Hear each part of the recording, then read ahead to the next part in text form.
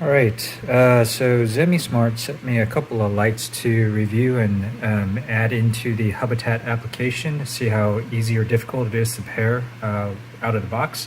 So the first one is a Zemismart, I believe this is a 6-inch model of the light.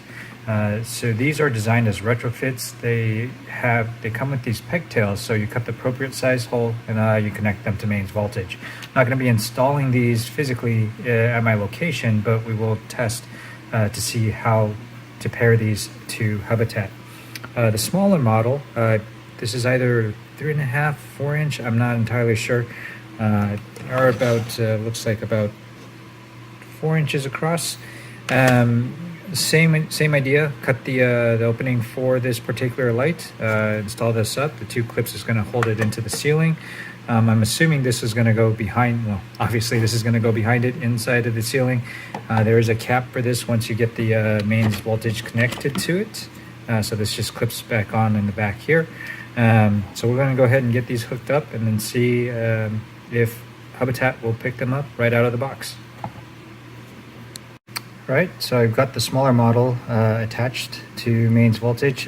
Do not recommend installing it this way. This is again just to test the functionality of this lamp. This is the LXZB07A.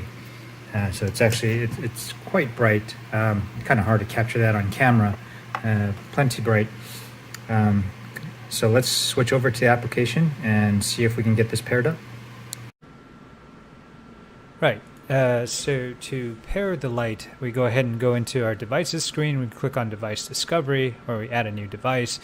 So we go into Zigbee and obviously click on start Zigbee pairing.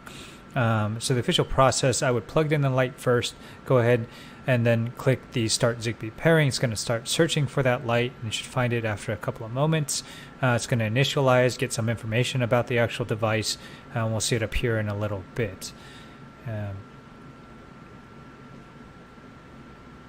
So it does take just a moment, but once it finds the device, gets the information, you see here that it's using the generic Zigbee RGB driver for this particular device. The model number on the discovered device isn't exactly the same that's printed on the physical device, but it doesn't matter. The controller works just fine. So we can go ahead and give it a label, save it, and then if we go into edit the actual device type, you'll see that it just picks up everything that is there for the generic Zigbee driver. So here we can do everything that we would expect from an RGB bulb, set the color temperature, actual color, do any level changes. So again, it's just using the generic Zigbee RGB light driver that comes out of the box with Hubitat. So very easy to pair.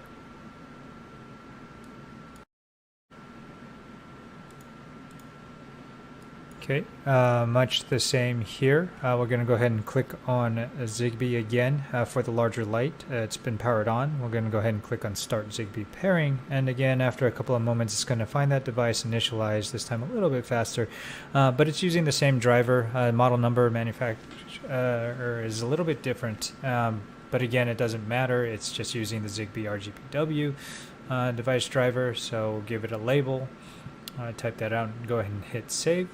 And then let's take a look at the actual functions. It's going to be largely the same as the previous driver. Really nothing different here. It does provide a little bit more information on the color temp, but it may just be the setting of the light at the moment. So in this case, it does have a white component to it, so it's using the RGBW light driver.